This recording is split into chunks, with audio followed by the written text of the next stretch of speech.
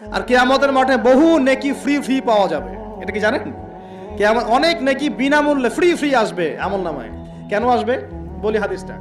নবী সাল্লাল্লাহু আলাইহি ওয়াসাল্লাম বলেছেন, তোমরা কি জানো সবচেয়ে বড় মিসকিনকে? দরিদ্র মানুষকে, মিসকিনকে। সাহাবীরা বলছেন, আমরা তো মনে করি যার সম্পদ কম সেই মিসকিন। নবীজি বলছেন, না, প্রকৃত মিসকিন সে ব্যক্তি নয়।